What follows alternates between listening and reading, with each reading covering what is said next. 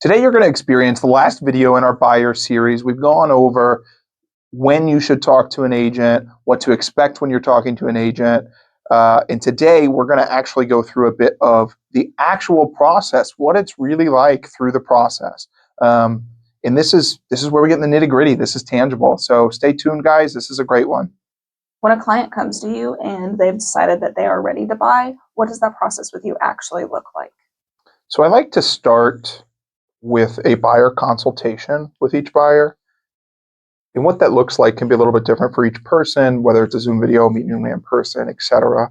But a buyer consultation is a conversation where I sit down with the buyer and we do a needs analysis and we say, hey, what are you looking for?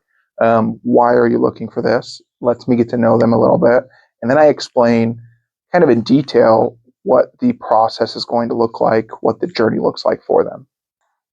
Okay, and so how does that really transition into looking at homes for that client?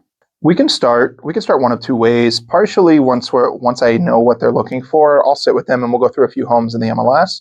If there's something that they want to see immediately, as long as the pre-approval's in order, we can get rolling. If the pre-approval's not in order, we go ahead and speak to a lender. And while they're working on that, I put them on what's called an MLS home search.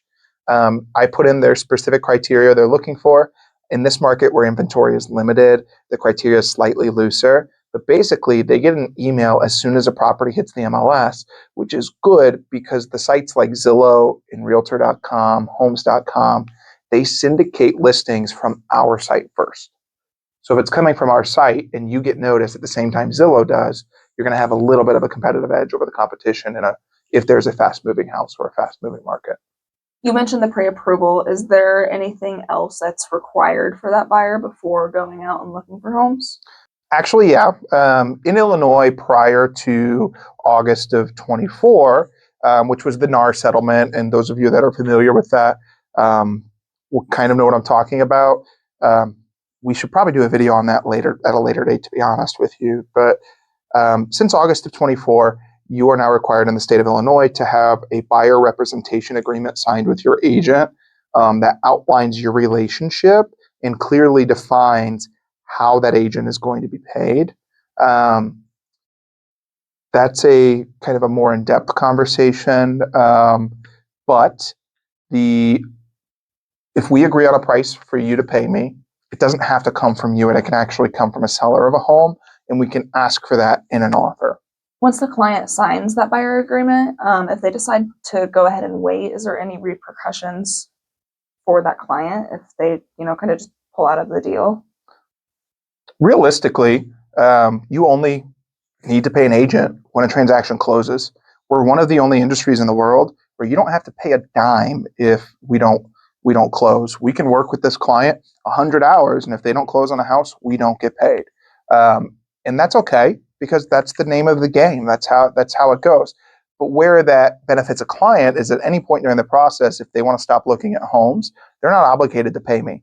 But there is two type of agreements when it comes to the buyer rep agreements. There's one called a non-exclusive, and then there's one called an exclusive. If you just want to work with me for one house, we can sign a non-exclusive agreement, and it only is going to be for that specific home we look at. If we sign an exclusive agreement, it's going to be basically a specified time frame.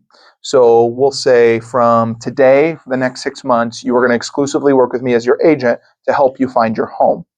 And then that time frame, it's just kind of you covering your back, I guess, to say? I mean, not necessarily.